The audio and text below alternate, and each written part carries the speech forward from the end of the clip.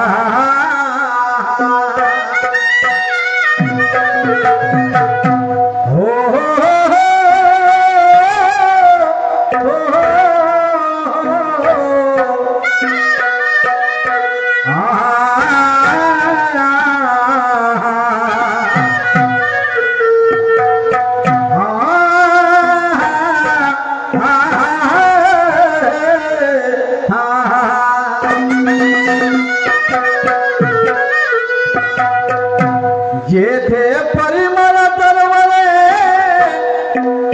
परम सद्गुणाचा आणि इतिहास आहे ऋणी अशाच सज्जनांचा. जेथे परिमळ तरवळे परम सद्गुणाचा आणि इतिहास आहे अशाच सज्जनाचा. हृदय गंगारी भरले जनकल्याणाचे पवित्र. हृदय गंगारी भरले ते जनकल्याणाचे पवित्र आणि परोपकाराच्या पदकमले सजले ततेल चित्र. होऊया रूढ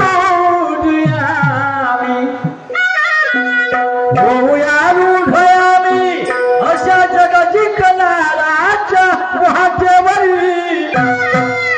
आणि मग परवा कशाची गा जरी चालावं लागले काट्यावर. हो आरूढ आम्ही जग जिंकणाऱ्यांच्या वाटेवर आणि मग परवा कशाची जरी चालावं लागले काट्यावर. हा देश संत महापुरुषांचं वरदान आहे. आमचा देश भाग्यवान आहे. आमच्या देशाच्या संस्कृतीचा अभ्यास इतर देशाचे लोक करतात. हे सर्वश्रुत आहे. ज्यांना माहित नसेल त्यांनी माहिती करून घ्या. आपल्या देशासारखी संस्कृतीच नाही इतर देशामध्ये. अनेकतामय एकता, विविधतामय एकता, विभिन्नतामय एकता हे आपल्या देशाचं वैशिष्ट्य आहे आणि ते राखण्यासाठी अशा कार्यक्रमाचं आयोजन असतं. आणि म्हणून कर्मकांडाची कटार गंगा, त्या कर्मकांडाची कटार गंगा, त्या कर्मकांडाची कटार गंगा नवे स्वर्गात कशी मिळते आणि मग ते वैज्ञानिक सांगत का नाही का स्वर्ग किती अंतरावर पडते. वस्ताद राम झाल दिवंगत हो,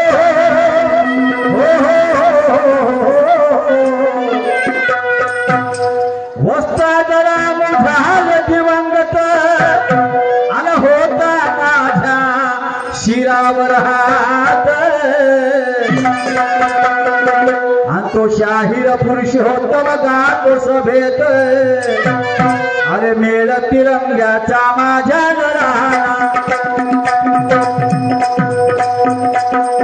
गाना माझा राहना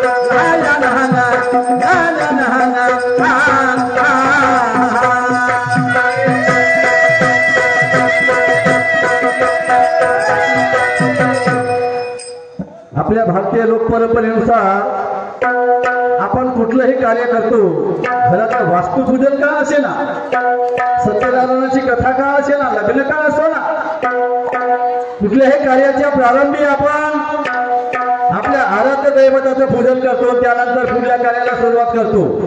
ही भारतीय लोकपरंपरा.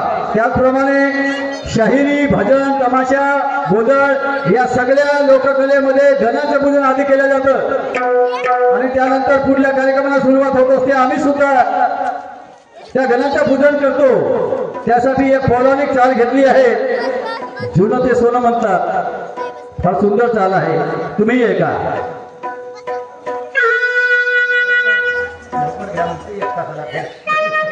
अरे मौसम है आशिकाना, ऐ दिल कहीं से उनको ऐसे में भूल लाना. मौसम है आशिकाना, ऐ दिल कहीं से उनको ऐसे में भूल लाना.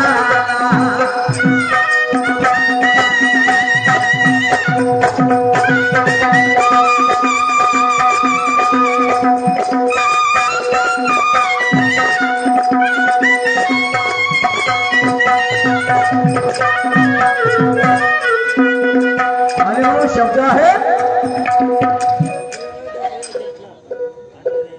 एहसान है तुम्हारा, एहसान है तुम्हारा, मेरा काम हो रहा है, मेरा काम हो रहा है.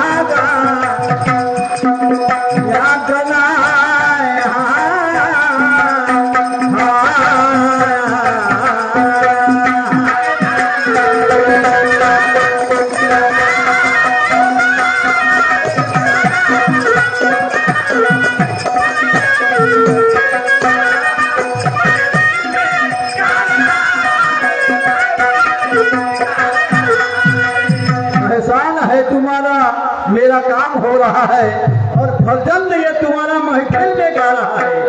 म्हणण्याचं तात्पर्य असं की जगाच्या पाठीवर प्रत्येक मनुष्य आशादायी आहे. आशादायी असणं काही पाप नाही, गुन्हा नाही. माणसानं आशादायी असावं, आशादायी असावं, परंतु त्या आशेला कर्माची जोड पाहिजे.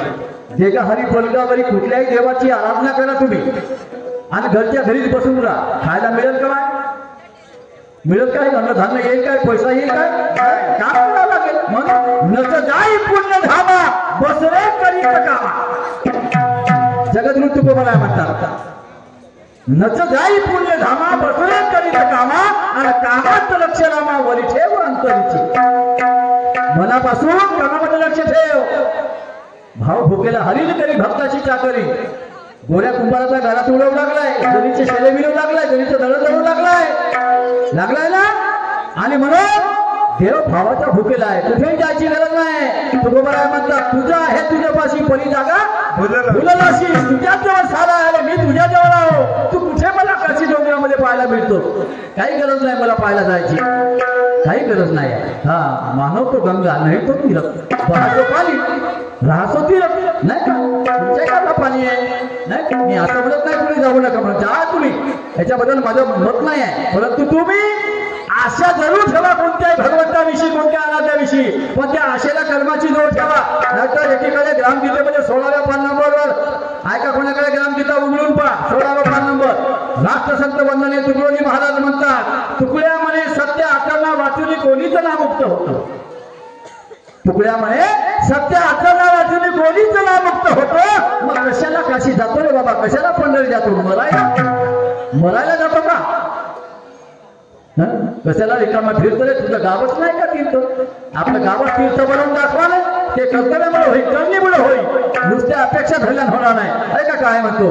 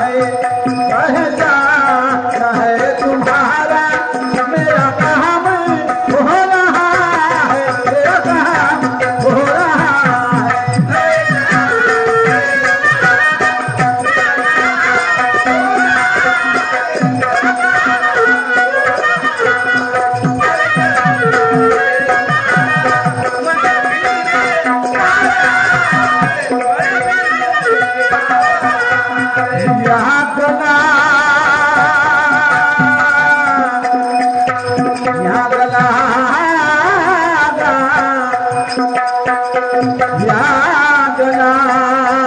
यागना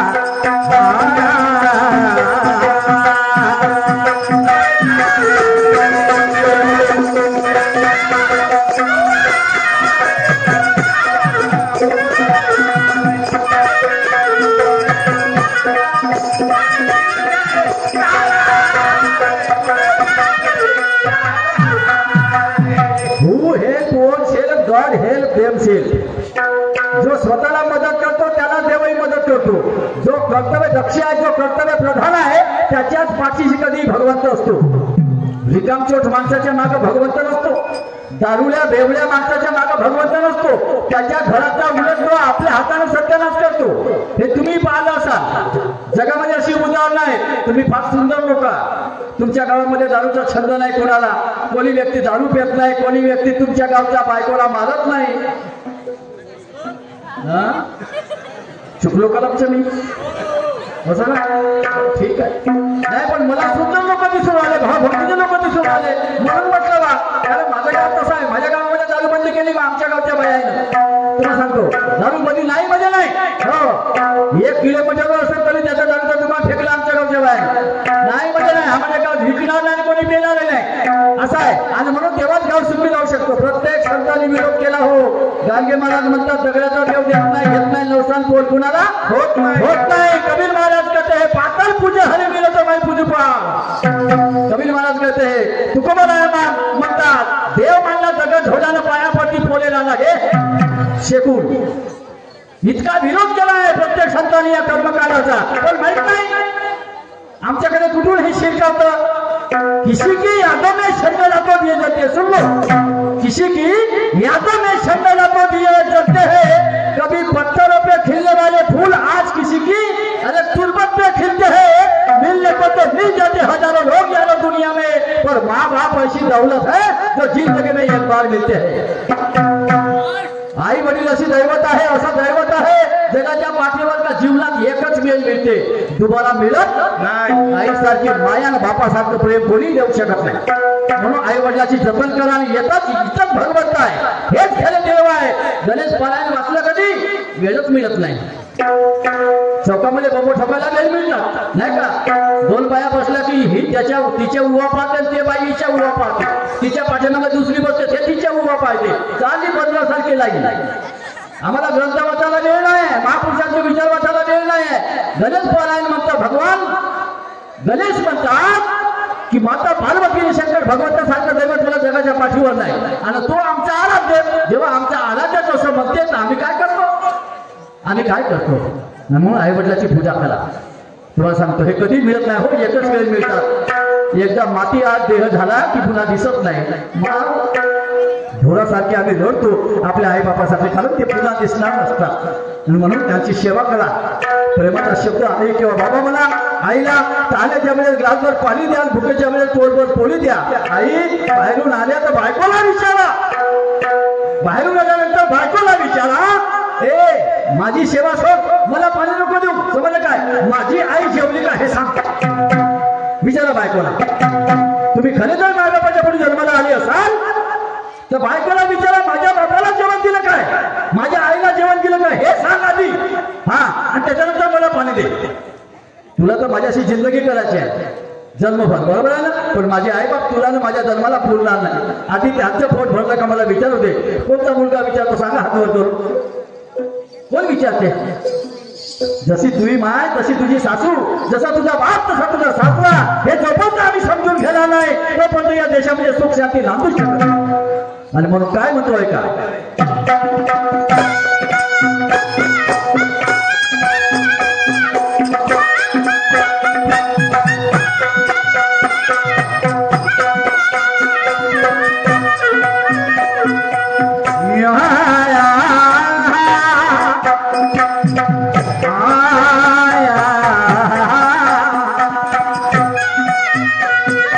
अनुपात हमको दे दो, बच के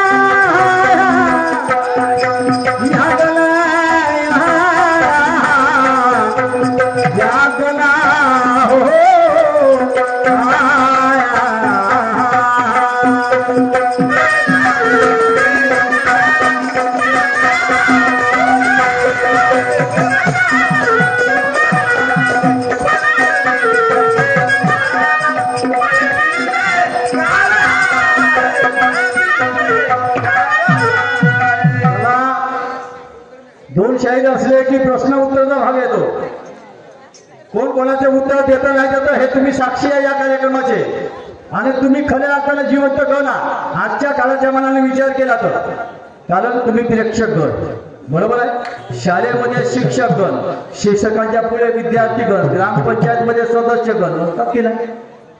असतात ना. आणि म्हणून तुम्ही आमचा जिवंत गण, कारण तुम्ही सांगत चुकलं चुकलं आम्हाला. आणि म्हणून तुमच्या समक्ष दोन शाहिरांच्या दुय्यमचा खरा तमाशा या ठिकाणी सादर होत आहे. पहिल्या डावाचा मान मला आहे आणि माझं कर्तव्य ठरतं की दुसऱ्या डावाच्या शाहिरावरती प्रश्न रूपाने काहीतरी डाव करणे. याचं कारण असं आहे की अनेक विषयाला हात घातला जावा, त्याचा उहापोह तुमच्या समोर व्हावा आणि याच उद्देशाने आम्ही प्रश्न उत्तर करत असतो, नाही का? आणि म्हणून एक छोटासा प्रश्न मॅडमला मी विचारतो या राऊंडच्या माध्यमातून की मॅडमजी, हे सगळे लोक म्हणतात, पुराण म्हणतो, शास्त्र म्हणतो की भगवान रामचंद्र प्रभू यांना कैकेयीने 14 वर्षाचा वनवास दिला. अनेक लोक अनेक कारण सांगतात, पण माझं कारण कोणीच सांगत नाही. अनेक लोक म्हणतात कैकेयीने रामाला 14 वर्षाचा वनवास दिला, पण वाल्मिकी रामायण असं म्हणतो की म्हणते रामाला 14 वर्षाचा वनवास होण्यामाग स्वतः रामचंद्र प्रभूच कारणीभूत आहे. काय म्हणतो वाल्मिकी रामायण की रामाला 14 वर्षाचा वनवास होण्यासाठी स्वतः रामचंद्र प्रभूच कारणीभूत आहे. हे कसे कारणीभूत आहे? का बरं? ते तर देव आहेत, भगवान आहेत, मर्यादा पुरुषोत्तम आहेत, मग ते कसे कसे कारणीभूत होऊ शकतात? नाही का? स्वतः रामच त्या वनवासाला कारणीभूत आहे असं वाल्मिकी रामायण म्हणतो. माझ्याकडे पुरावा आहे आणि हे तुम्हाला सांगायचं आहे या समक्ष लोकांना. समजलं काय? मग ते कैकेयीनं त्याला वचन मागितलं होतं दशरथाला, आणि ते वचन मी आता मागत नाही तर मग पुढच्या वेळेस मागीन. आणि एकदा तो युद्धाला अरण्यामध्ये जात असताना दशरथ बंडीचं नाही, ते बाई म्हणते बंडीचं, पण आपण कशाला बंडी? तेव्हा बंड्या होत्या का जी? तेव्हा रथाचा हे होती प्रथा, नाही का? तर त्या रथाच्या चाकामध्ये कैकेयीनं हात घातला होता आणि दशरथ राजाचा जीव वाचवला. म्हणून दशरथ राजानं तिला म्हटलं की तुला जे काही मागायचं ते मला माग. तर तिचा हात वज्राचा झाला होता, वज्राचा. चाकामध्ये हात घातला म्हणून रथाच्या तिचा हात वज्राचा झाला होता. म्हणून त्यानं सांगितलं तिला वर मागायला, तू वर माग. तर ते कैकेयी म्हणे मी आता मागत नाही, जेव्हा वेळ येईल तेव्हा मागी. आणि हे कारण काय काय लोक सांगतात, ते कारण काय तुम्हाला सांगतो. याच्यामध्ये रामाचा काय गुण आहे, याच्यामध्ये रामा कसा कसा कारणीभूत होईल ह्या गोष्टीमध्ये काहीच नाही. जीवतच नाही, माझ्या प्रश्नाची तर्क सांगतच नाही. रामचंद्र प्रभू स्वतः त्या वनवासाला कारणीभूत होते हे तुम्हाला सांगायचं आहे. रामचंद्र प्रभूचं सांगा हे कसे कसे का? तुम्ही एकदा त्या दिवशी काय म्हटलं यांनी की म्हणजे रामचंद्र प्रभूंना आपल्या वडिलाची आज्ञा मानली. रामचंद्र प्रभूने दशरथ राजाची आज्ञा मानली. आज्ञा मानलं तर त्या काळचं एक वचन होतं, बापाची आज्ञा पाळणं. हे काही मोठी गोष्ट आहे का? तेही कारण नाहीये. कारण कारणीभूत राम आहे कसा तेवढं तुम्हाला सांगायचं आहे. का मी काय म्हणतो,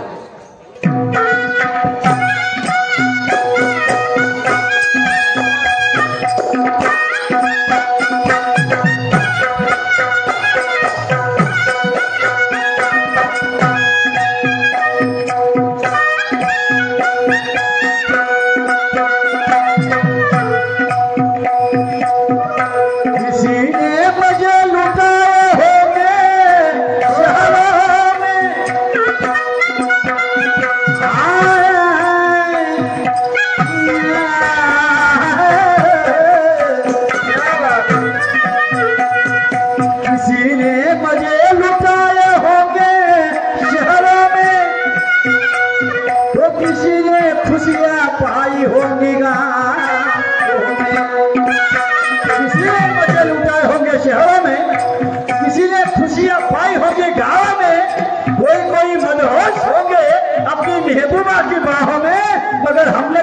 जग देखी माँ और बाप के पाँव में। म्हणून तुकोबराया म्हणतात साले जग